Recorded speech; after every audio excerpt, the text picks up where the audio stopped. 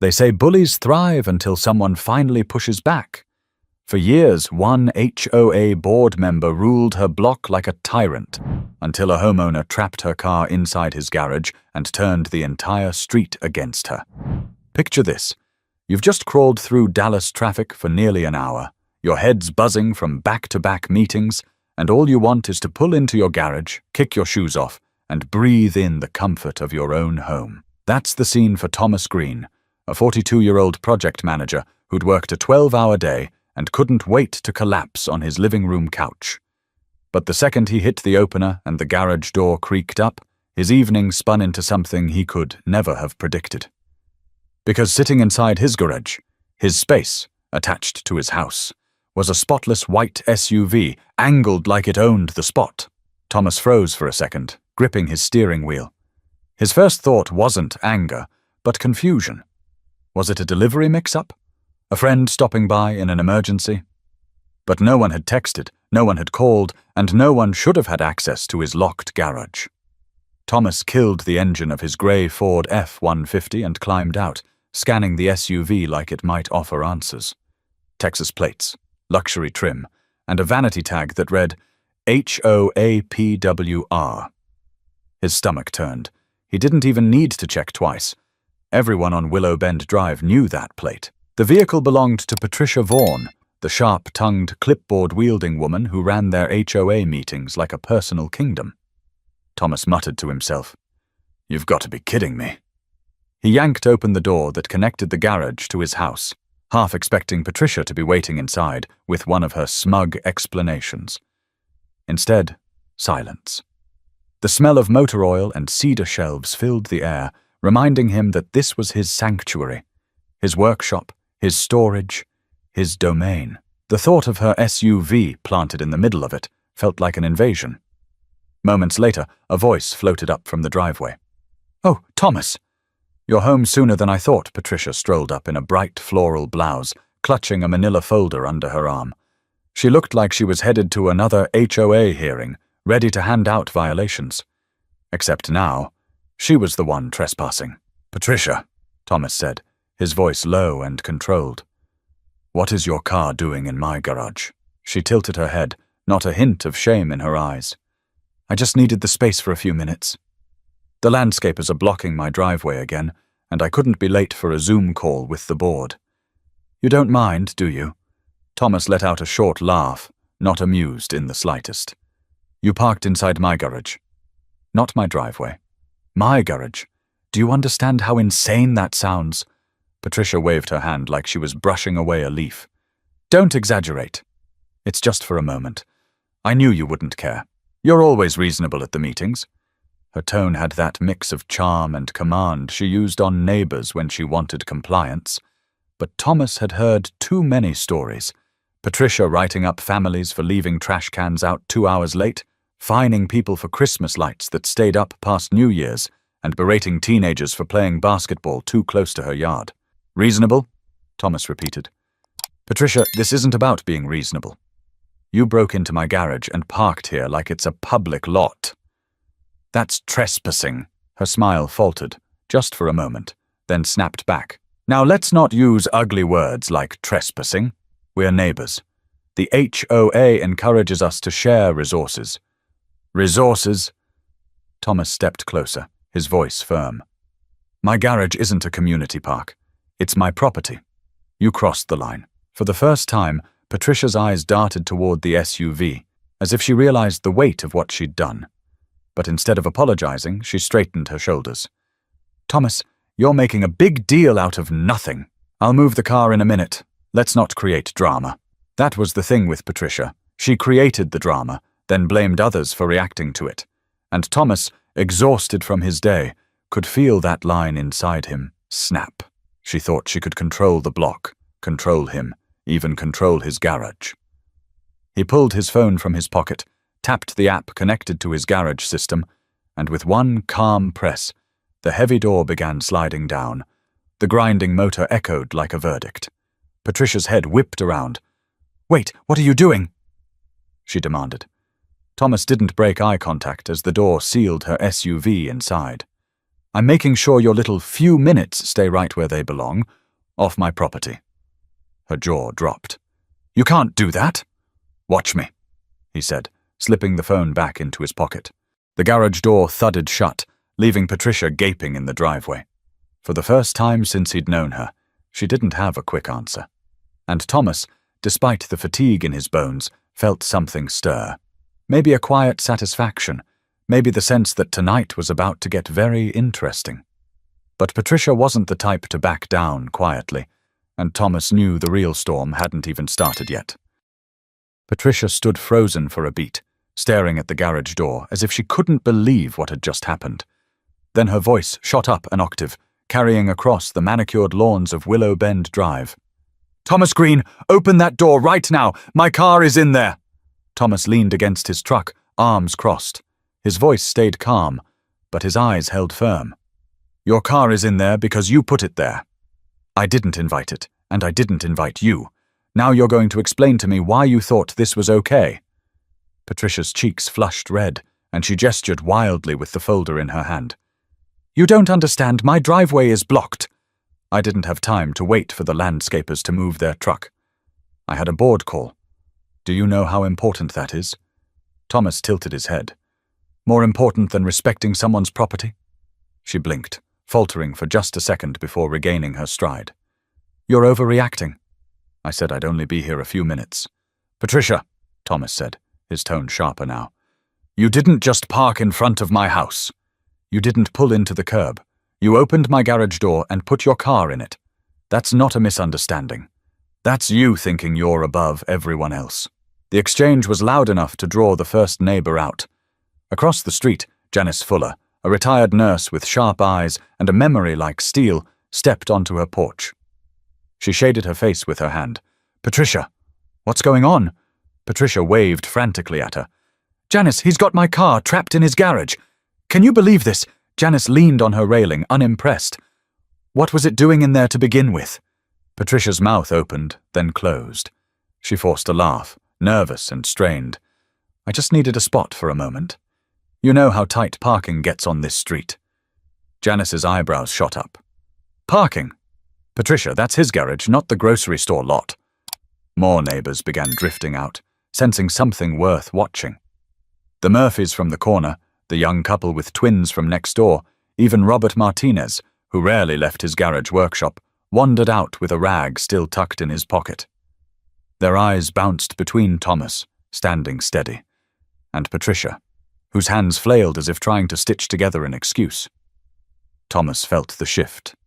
For years, neighbors had whispered about Patricia's overreach, her nasty letters about grass length, her warnings about holiday decorations, her obsession with enforcing bylaws no one else cared about. But whispers had never turned into action. Now, though, the action was sitting locked behind his garage door, undeniable. Patricia tried to recover. Everyone, let's not blow this out of proportion.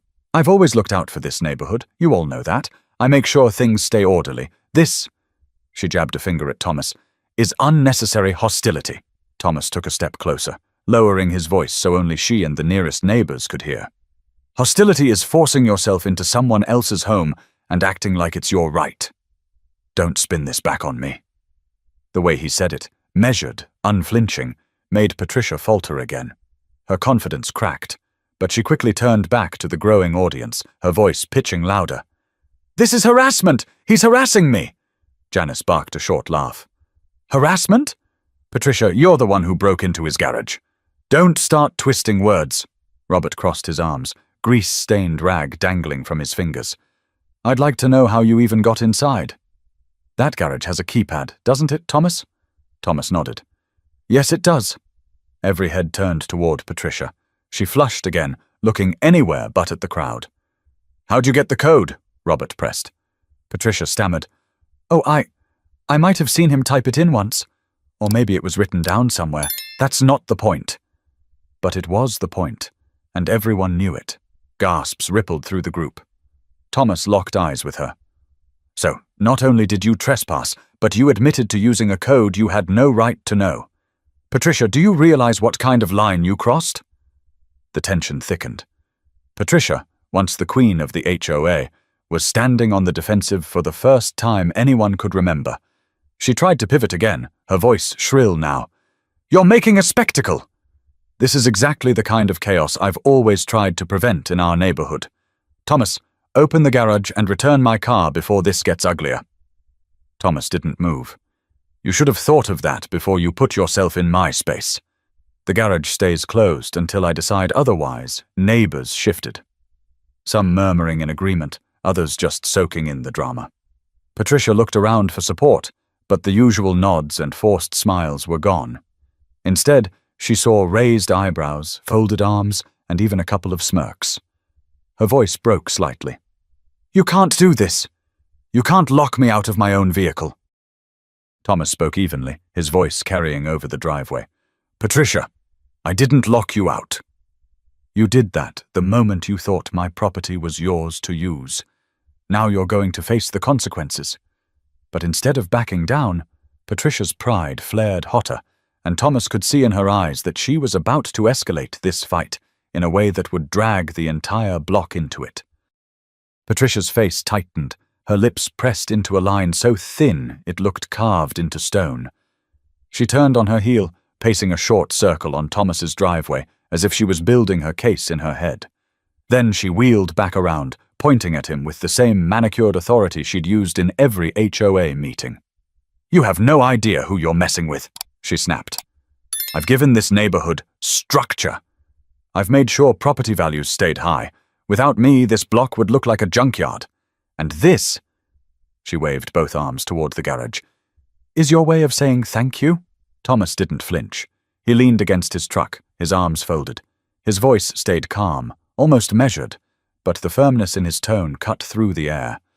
"Patricia, no one's asking you to play sheriff. You want to run the HOA? Fine. But this isn't your HOA playground. This is my home." The crowd that had been quietly watching shifted again. Murmurs spread like dry leaves rustling. Patricia thrived on control, but the more she raised her voice, the less convincing she became. Janice Fuller spoke up again, her voice as sharp as the nurse she'd once been. "Patricia, you can't lecture us about rules when you just broke the biggest one. Respect your neighbor's property." A few chuckles floated up from the group. Patricia's head whipped toward them, her expression almost panicked. "You think this is funny? You're siding with him?" Robert Martinez stepped forward, wiping his hands on his rag. "It's not about siding with anyone. It's about common sense. You don't steal someone's code and waltz into their garage." You crossed the line. Patricia's breathing quickened. "Stole? I didn't steal anything. I borrowed an opportunity." "Borrowed?" Thomas repeated, shaking his head. "Patricia, people borrow cups of sugar. They don't borrow someone's garage." The laughter this time was louder, neighbors glancing at one another with looks that said what they'd been holding in for years. Finally, someone was standing up to her. Patricia heard it too, and her expression cracked. "You all think this is some kind of circus?" She spat. "Well, it's not. It's a violation. I'm the one being wronged here." Thomas stood straighter now, voice lifting just enough for everyone to hear. "You broke into my garage and left your car inside. If anything, you're lucky I didn't call the police the moment I saw it. Instead, I shut the door and gave you a chance to explain yourself. But all you've done since then is deflect." Patricia opened her mouth, but no words came out. For once, she didn't have a rule book quote to toss back. Instead, her eyes darted to the circle of neighbors, her confidence crumbling under the weight of their stares. That's when Thomas pulled out his phone again and waved it slightly in the air. "This garage opener? It's not just a button. It's a reminder that I don't need to shout, or threaten, or hand out warnings to be heard. All I have to do is stand my ground. Something you've never allowed anyone else on this street to do." The point landed. Even Patricia's shoulders slumped for a moment, but her pride, stubborn as steel, flared again. "This is ridiculous. You're humiliating me in front of everyone." Thomas' voice softened, but the edge never left. "No, Patricia. You're humiliating yourself. All I did was close a door." A low whistle came from the back of the crowd. Someone muttered, "About time somebody told her." Patricia spun around, eyes scanning the neighbors like they were traitors in her kingdom. "You're all enjoying this, aren't you? You've been waiting for me to slip up. Janice shot back without hesitation. Slip up? Honey, you didn't slip. You stomped. The tension broke into scattered laughter again, sharper this time.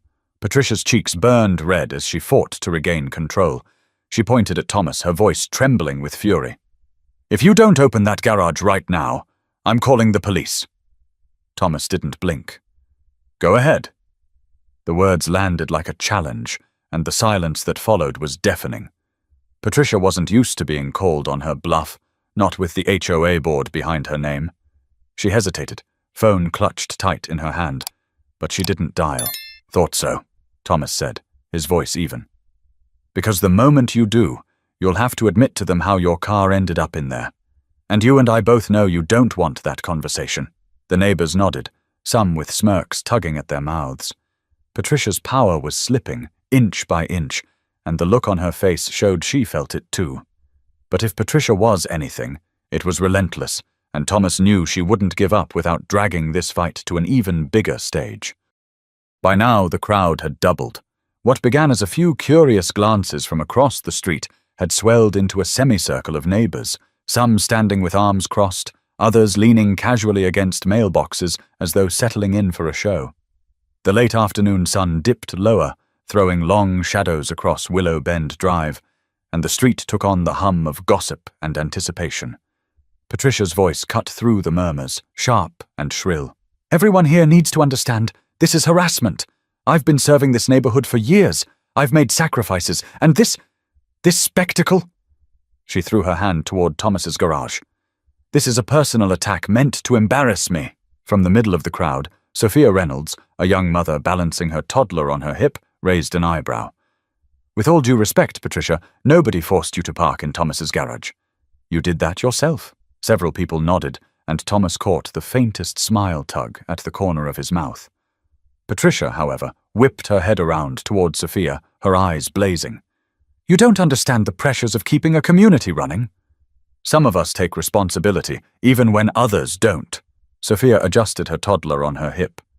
Responsibility isn't barging into someone's home and using it like it's yours. That struck a chord. Even Mr. Douglas, a Vietnam vet known for rarely leaving his recliner, shuffled down his driveway with his cane to get a closer look. He took his time, each step deliberate, before speaking in a low, gravelly voice that carried over the murmurs. I fought overseas for the right of folks to have their own property respected. You crossed a line, Patricia. Plain and simple. The weight of his words settled over the group like a heavy blanket. Patricia swallowed hard but quickly regained her posture, refusing to let the moment silence her. Don't let him manipulate you, she snapped, pointing at Thomas. This man has always been difficult, always resistant to community rules. Remember last winter, when he left his Christmas lights up until February? Thomas shook his head, letting out a small laugh. You mean the lights that got left up because my father had surgery, and I was traveling back and forth to Houston every week? You sent me a fine while I was taking care of him in the hospital. Gasps rippled through the crowd. Patricia blinked, caught off guard.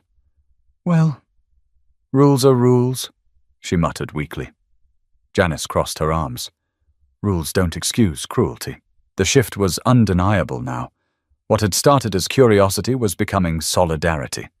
People were remembering every petty letter, every fine slipped under their doors, every unwanted confrontation. Patricia's SUV wasn't just locked in Thomas's garage anymore.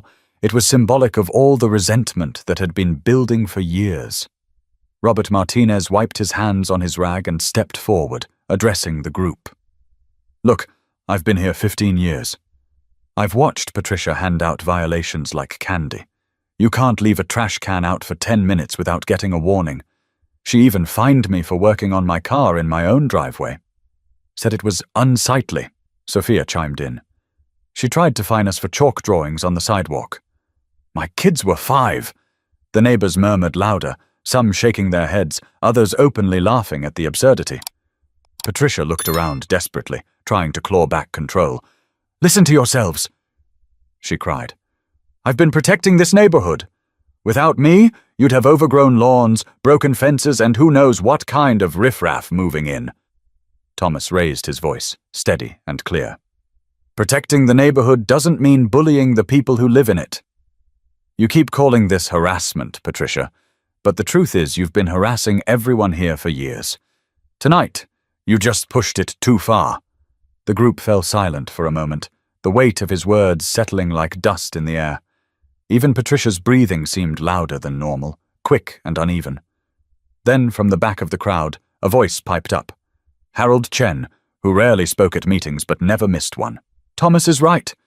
You've been acting like the HOA is your personal throne, Patricia, but tonight you got caught, and nobody here is rushing to defend you." Her face went pale. She looked around, scanning for an ally, but all she saw were crossed arms, raised brows, and neighbors who had quietly been waiting for this day. "You all think you can gang up on me?" she asked, her voice cracking slightly. "That this makes you right?" Thomas kept his eyes locked on hers. "It's not about ganging up. It's about truth. And right now, everyone's seeing it with their own eyes." The air was thick with tension, but underneath it was a current of something else. Relief. For the first time, Patricia wasn't the one holding the gavel. She was standing on the other side of it. But Thomas could tell she wasn't finished. Not yet. Pride was written all over her face, and pride like hers didn't go quietly. The air felt charged, like the pause before a thunderstorm. Patricia stood in the middle of the street, clutching her phone as if it were a weapon. Her voice rose again, sharp and commanding. "I'm done entertaining this nonsense. If you don't open that garage, Thomas, I'll have the police here in 10 minutes. And believe me, they won't be laughing with you. They'll be arresting you for theft of my vehicle." The crowd stirred.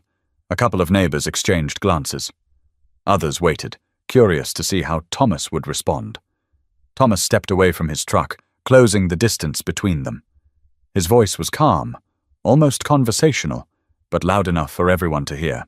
"Patricia, let's play that out. You call the police, and when they arrive, what story do you tell them? That you broke into my garage using a code you shouldn't even have, parked your car inside, and then got upset when I closed the door on it. Do you think they'll see me as the criminal here?" For a brief second, Patricia's lips trembled. She masked it quickly, but the crack was visible. "They'll see a man trying to humiliate a woman in front of her neighbors," she fired back. Janice Fuller let out a dry laugh from the porch. "No, they'll see a woman who thought she owned the whole block and finally got called out." The laughter from the group grew bolder. Patricia's face turned red, the kind of red that comes from both fury and embarrassment. She spun back toward Thomas, her finger jabbing the air. "You think this is funny? You think you can embarrass me like this and get away with it?" Thomas took another step closer, his voice steady but firm. "I don't think it's funny at all. I think it's sad. Sad that you've spent so much time policing everyone else's lives that you forgot the simplest rule of being a neighbor. Respect. You don't respect anyone, Patricia. Not me, not Janice, not Sophia, not Robert. And now, for once, you're getting a taste of your own medicine." The silence that followed was heavy. A couple of neighbors clapped softly, then a few more joined in, until the sound of scattered applause filled the driveway. Patricia's eyes darted wildly, her composure slipping like sand through her fingers. "Enough!" she shouted, her voice breaking. "You people are ungrateful. Every single one of you. I've kept this neighborhood in shape while you all sat around. Without me, this place would look like a disaster." Robert Martinez stepped forward, his tone blunt. "We don't need a dictator to live here. We need a neighbor. And clearly, you forgot how to be one." Patricia's breath came in shallow bursts. She clutched her phone tighter, as if dialing 911 would restore her power. But the truth was, even she seemed to realize that making that call would expose her trespassing. She was stuck, and everyone knew it. That's when Sophia, still holding her toddler, spoke again. Her voice wasn't loud, but it carried. "You know, Patricia, when I moved here, I thought this street was perfect. Safe, friendly, welcoming. But it didn't take long to learn that the hardest part about living here wasn't traffic, or taxes, or upkeep. It was you. And I think everyone here is tired of pretending otherwise." Her words landed harder than any shout. The crowd murmured in agreement, nodding, whispering, some clapping again. Patricia's eyes welled, though she blinked the tears away quickly, unwilling to let them fall. She turned back to Thomas, her tone now pleading rather than commanding. "Thomas, please, just open the garage. Let me take my car and go. We can put this behind us." Thomas studied her face for a long moment. He saw the cracks in her armor, the desperation creeping in where arrogance had lived before. But he didn't move toward the keypad. "This isn't just about your car anymore," he said softly. "This is about every fine, every threat, every letter you've shoved under doors. It's about you thinking this block belongs to you. It doesn't. And until you admit that, the door stays closed." A murmur of agreement rippled through the group again. Patricia's eyes darted back and forth, scanning the faces of the people she once thought she ruled. The power she had held for so long was slipping through her fingers, and nothing she said could stop it. Her shoulders stiffened. She straightened her back, forcing her voice into one final attempt at authority. "Fine. If that's how you want it, then you leave me no choice. I'll bring this to the board. I'll bring this to the county if I have to. You'll regret humiliating me like this." Thomas didn't raise his voice. He didn't even move. He simply met her gaze and said, "No, Patricia. The only one with regrets here will be you." The street went silent again, heavy with the weight of the moment. Everyone could feel it. The battle had reached a new level. It wasn't just about a car anymore. It was about control, about pride, about years of tension boiling over. But Thomas knew the situation was about to escalate beyond words, because Patricia wasn't the type to retreat. She was the type to drag everyone deeper into the fight. The crowd wasn't dispersing. In fact, it felt like more people were trickling in, pulled by the raised voices and the chance to watch what had turned into a full-scale neighborhood showdown. Patricia's eyes flicked nervously from face to face. She had always thrived in small rooms, running HOA meetings with a stack of papers and a gavel, but out here in the open, without her usual structure, her grip was slipping. She tried to claw it back. "You all think Thomas is some kind of hero tonight, but don't forget, he's been a problem before. I've got records, dates, letters. Every violation he's ever had is documented. That's what the HOA is for. Accountability." Thomas smirked, though there was no humor in it. "Accountability? Patricia, you fined me $200 because my grass was a quarter-inch too long during a heatwave. You cited Janice for having a welcome mat that wasn't neutral in color. You wrote Robert up for leaving his garage open for an afternoon while he fixed his transmission. That's not accountability. That's harassment dressed up as paperwork." Janice raised her hand, her voice carrying strong. "Don't forget when she tried to ban Halloween decorations because she said they attracted the wrong crowd. We had to fight tooth and nail just to keep our kids trick-or-treating." The murmurs grew sharper. Neighbors leaned in closer, some shaking their heads, others muttering their own experiences. Patricia looked overwhelmed, but she forced her chin higher. "You think these rules come from me?" she fired back. "They're bylaws. I didn't invent them. I just enforce them. If you don't like them, blame the system, not me," Robert scoffed. "Oh, please. You interpret them however you want. The bylaws say nothing about chalk drawings being graffiti, but you fined Sophia's kids. They say nothing about neutral doormats, but you invented that rule out of thin air. You've been twisting the rules to suit your own ego." Sophia rocked her toddler gently, her voice firm but calm. "I almost moved because of you, Patricia. Imagine that. Packing up my family because one woman thought she had the right to control everything I did. That's not leadership. That's bullying." Patricia's mouth opened, but no sound came out. She knew they were right, and the way the neighbors were watching her, arms crossed, heads nodding, confirmed it. For the first time, she looked small. Thomas stepped forward, his voice steady. "This isn't about bylaws. This is about respect. You've been using the HOA as your personal hammer for years, and tonight you swung it one time too many." There was a long pause, broken only when Harold Chen spoke again from the back. "You know, maybe it's time we rethink who's running this HOA, because clearly it's not working." A ripple went through the group. Whispers, quick exchanges of looks, subtle nods. Patricia's face drained of color. "You can't just replace me," she stammered. "That's not how this works." "I was elected," Janice had shot back. "Then we'll hold another election." The idea hit like a spark in dry grass. Neighbors straightened, energized. The resentment that had been simmering for years was finally finding a voice, and Patricia was watching her empire collapse in real time. She raised her hands, desperate now. "You don't understand what you're saying." The HOA keeps this neighborhood desirable. Without it, property values will plummet. Do you really want that? Mr. Douglas, leaning heavily on his cane, spoke in his slow, gravelly drawl. "I'd rather lose 10% of my property value than lose all my peace of mind. Some things are worth more than money." The crowd murmured agreement again. Patricia's eyes darted around, looking for anyone to back her up. No one stepped forward. Her voice cracked. "You're all ungrateful. Every single one of you. I've dedicated years of my life to making sure this street doesn't fall apart. And now you're siding with him? With him?" She pointed at Thomas, her hand trembling. Thomas didn't flinch. "You didn't dedicate your life to this neighborhood, Patricia. You dedicated it to controlling people. And now, people are done being controlled." The silence that followed was different this time. It wasn't the tense, uneasy quiet from earlier. It was a quiet of agreement, of shared understanding.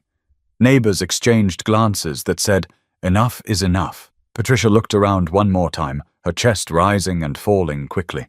Her eyes glistened, though she tried to mask it with anger. "You're making a mistake. All of you. This neighborhood will fall apart without me." Janice stepped forward, her voice soft but sharp. "No, Patricia. It'll finally breathe without you." A few people clapped. Others nodded. Patricia's hand dropped to her side, her phone hanging limp. But before anyone could say more, the faint sound of sirens in the distance cut through the evening air, and every head turned. Patricia had made her call after all, and the fight was about to reach a whole new level. The wail of sirens drew closer, echoing through the rows of two-story brick homes. Conversations hushed, neighbors straightened, and all eyes swung toward Patricia. She shifted nervously, clutching her phone like a lifeline. Thomas didn't move. He stood in his driveway, arms folded across his chest, watching her like someone who'd already anticipated every card she might play. The red and blue glow began flashing against the windows as a Dallas police cruiser rolled slowly down Willow Bend Drive. It stopped in front of Thomas's house, the engine idling with a low rumble. Two officers stepped out. Officer Raymond Lewis, a tall man with a calm presence, and Officer Kelly Moore, younger, eyes scanning the crowd with practiced alertness. The pair walked up the driveway, their boots crunching on the concrete. "Evening, folks," Officer Lewis said, his voice steady but firm. "Got a call about a vehicle dispute?" Patricia jumped in before anyone else could speak. "Yes, officer. Thank goodness you're here. This man," she jabbed her finger at Thomas, "has locked my car in his garage and is refusing to release it. That's theft. That's holding my property against my will." The officers exchanged a quick glance. Officer Moore pulled out a notepad. "Okay, ma'am, let's slow down. How exactly did your car end up inside his garage?" Patricia hesitated. Her eyes darted from the officers to the crowd of neighbors watching, then back again. I parked it there. Temporarily. Because my driveway was blocked." Thomas raised his hand slightly, speaking evenly. "Officers, she didn't just park it. She used my garage code without permission. I came home from work and found her SUV sitting where my truck belongs. When I confronted her, she acted like it was no big deal. So I shut the door." Officer Lewis rubbed his jaw. "Ma'am, is that true? Did you enter his garage without permission?" Patricia stiffened. "It's not as bad as he's making it sound. I knew he wouldn't mind. We're neighbors. And I'm on the HOA board. I've always looked out for this community." Janice Fuller's voice cut across the yard. "Looked out for yourself, you mean?" The officers glanced toward the crowd, realizing quickly this wasn't just a neighborly misunderstanding. This was a powder keg. Officer Moore turned back to Patricia. "Ma'am, just to be clear, did Mr. Green ever give you permission to use his garage?" Patricia's mouth opened, then closed. Her silence was answer enough. "No," Thomas said firmly. "She's been running this HOA like a dictatorship for years. Everyone here has a story about her crossing the line. This just happens to be the one that finally broke the camel's back." Robert Martinez stepped forward, rag still in his hand. "He's right. She fines us for things that don't exist in the bylaws. She once wrote me up for changing the oil in my driveway. Said it made the neighborhood look bad. Sophia chimed in, bouncing her toddler gently. She tried to fine us for chalk drawings, kids' chalk drawings. And now she broke into his garage. That's not a neighbor. That's a tyrant. The officers exchanged another glance, their faces tightening with the weight of the testimonies. Officer Lewis stepped slightly closer to Patricia. Ma'am, I need to be clear with you. Entering another person's property without permission is trespassing. If you used his garage code, that's unauthorized entry. This could escalate beyond just a neighborhood dispute. Patricia's face went pale. Trespassing? No, it wasn't like that. I was just trying to solve a problem quickly. Thomas let out a short laugh, bitter and sharp. And in the process, you created a bigger one. The crowd murmured again, louder this time, energized by the officer's words. Patricia looked around desperately, hoping for a sympathetic face. But all she found were folded arms, firm stares, and neighbors who'd finally found their collective voice. Officer Moore looked at Thomas. Sir, do you want to press charges? The air went still. Patricia's head whipped toward Thomas, her eyes wide with panic. Charges? You wouldn't. Thomas, we're neighbors. You can't be serious. Thomas studied her for a long moment. He thought about the years of fines, the letters, the constant sense of being watched in his own neighborhood. He thought about his father lying in a hospital bed while Patricia issued a penalty over Christmas lights. And he thought about tonight, the smugness with which she'd treated his garage like it was hers. I haven't decided yet, he said finally. But what I do know is this. I'm not lifting that garage door until she admits what she did. Right here, in front of everyone. Patricia's mouth opened in protest, but the words caught in her throat. She looked at the officers again, hoping they'd intervene, but Officer Lewis only said, It might be in your best interest, ma'am. The silence stretched. The crowd leaned in. Patricia swallowed hard, her pride and fear warring across her face. But Thomas could tell she still had one last card to play, and if she used it, the night was about to shift in a way no one expected. The officers didn't move right away. Their calm presence only made the silence heavier. Patricia stood rigid, clutching her phone, her knuckles white. She was cornered, not just by the closed garage door, but by the weight of every neighbor's eyes on her. Officer Lewis finally broke the stillness. Ma'am, I'll ask again. Did you have permission to park inside this garage?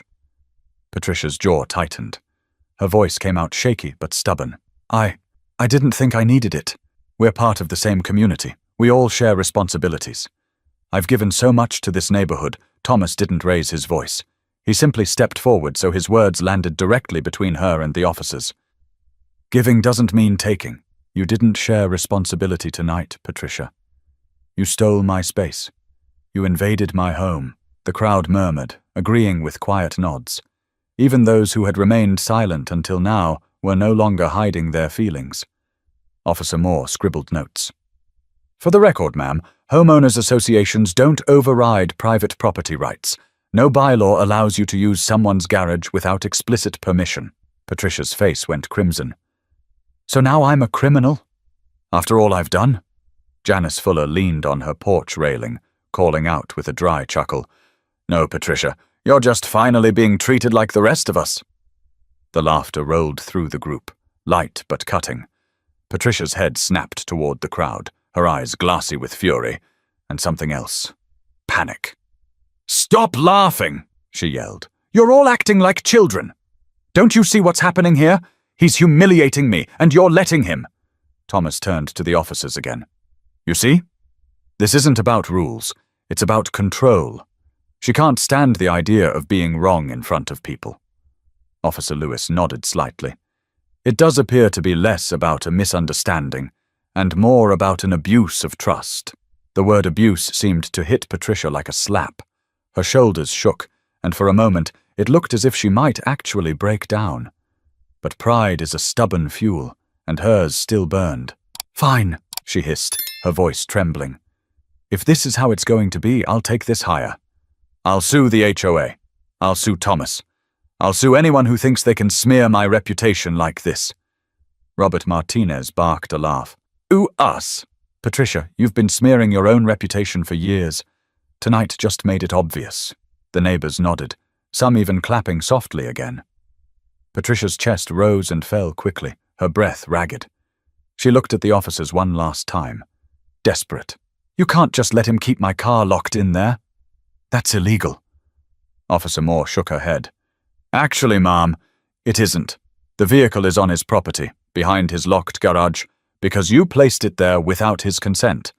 He hasn't tampered with it, hasn't damaged it. He's simply refusing to open his own garage until this is addressed. Legally, the trespass began with you. The words were devastating. Patricia staggered a step, her phone nearly slipping from her grasp. She had expected the law to shield her, the same way she wielded the HOA bylaws like a sword. But here, stripped of her usual power, she was just another resident caught breaking the rules. Thomas exhaled slowly. He turned to the officers. I'm not interested in pressing charges tonight, but I want her to admit what she did. Out loud, in front of everyone. She needs to own it. Otherwise, she'll walk away and pretend nothing happened. Patricia shook her head violently. No, I won't. You can't make me.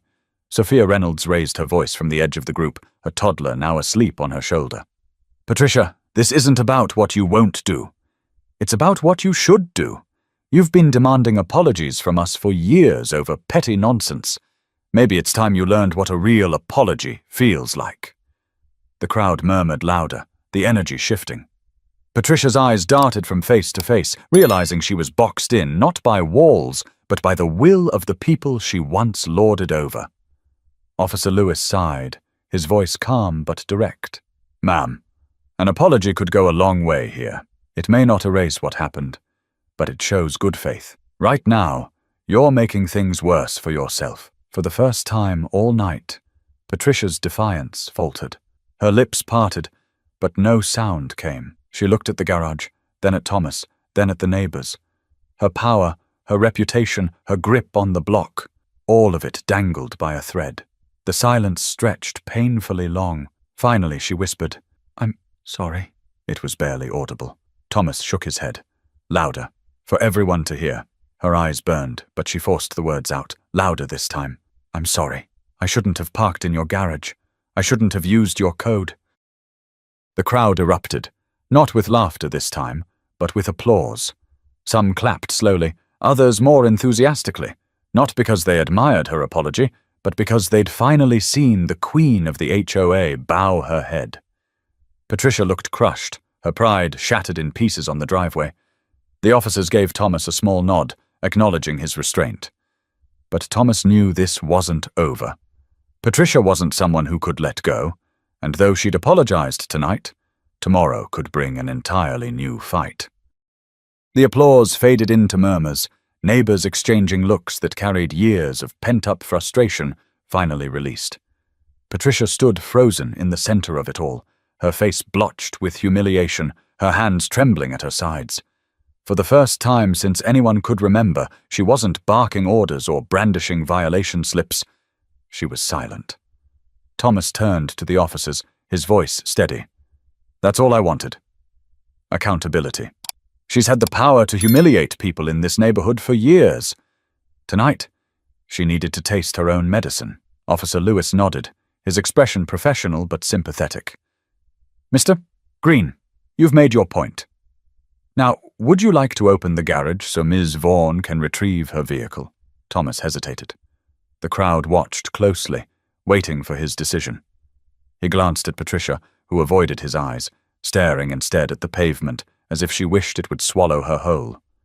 Finally, he pulled his phone from his pocket and tapped the garage app. The motor whirred, and slowly the heavy door lifted, revealing the white SUV bathed in fluorescent light. The sight of her car seemed to breathe life back into Patricia. She rushed forward, fumbling with her keys, her movements frantic and uncoordinated. But just as she gripped the door handle, Robert Martinez spoke up. Wait a second. She doesn't get to just drive off like nothing happened. We need to talk about what this means for all of us. A chorus of agreement rose from the crowd. Patricia froze, hand still on the handle, her back stiffening as though she'd been caught mid-escape. Janice Fuller stepped down from her porch, walking slowly toward the group. Robert's right. If we let her walk away, she'll spin this into another story tomorrow. We'll get letters in our mailboxes about how Thomas was the aggressor, and she'll be right back to policing everyone like nothing happened. Sophia adjusted her sleeping toddler and added softly, "She apologized because she had to, not because she meant it. We all know that." The officers exchanged a glance. Officer Moore stepped forward. "Folks, I understand your concerns, but our role tonight is to keep the peace, not mediate HOA politics." "That's exactly the problem," Harold Chen called from the back. "For years, Patricia's been hiding behind the HOA to intimidate us. This isn't just a parking issue, it's about her abusing her position. If we don't deal with it now, when will we?" The crowd stirred again, nodding, whispering. Even the usually reserved Murphys added their voices. "It's time for change." Thomas looked around, surprised by the unity. For once, the neighbors weren't just grumbling privately. They were standing together, openly, in his driveway. He took a breath, then spoke clearly. "If everyone here feels the same way, then maybe it's time to hold a meeting. Not one of Patricia's meetings in the clubhouse where she controls the agenda, but a real meeting. Right here. Right now, the idea landed like a stone in still water, sending ripples through the group. People nodded, some even smiling at the thought. Patricia whipped around, her eyes wide with horror. "You can't do that," she cried. "You can't just overthrow the board in someone's driveway." Janice smirked. "Funny, you had no problem running HOA business from your living room when it suited you." Laughter bubbled up again, this time louder and freer. Patricia looked around desperately, but no one came to her defense. Officer Lewis stepped in, his voice calm but firm. "Ma'am, whether or not they can change HOA leadership tonight isn't our call. But I will say this. You've lost the trust of your neighbors, and trust is harder to win back than any fine you've ever handed out." The words landed like a gavel. Patricia's shoulders slumped, her hands falling from the SUV handle. Thomas seized the moment. "So here's what I propose. We call for a special election. We'll gather signatures, the way the bylaws allow. And when that happens, Patricia will have her chance to defend herself, and the rest of us will have our chance to decide if we want something better." The crowd erupted in agreement. Cheers, claps, even shouts of "yes" echoing off the brick facades. Patricia's face twisted, a mixture of rage and despair. She shook her head, muttering, "This isn't happening. This isn't real." But it was real. Everyone could feel it. The balance of power had shifted, not in a boardroom, but in a driveway on Willow Bend Drive. Finally, Patricia yanked open her SUV door and slid inside, her movements stiff and jerky. She started the engine, but before she reversed out of the garage, Thomas stepped closer, lowering his voice so only she could hear. "You can leave tonight, Patricia. But when you come back tomorrow, this street won't be the same. The days of you controlling people are over." She didn't reply. She just backed out slowly, the SUV's taillights glowing red as the neighbors parted like a sea to let her pass. No one waved. No one smiled. They just watched her go. The officers nodded to Thomas, then to the crowd, before returning to their cruiser.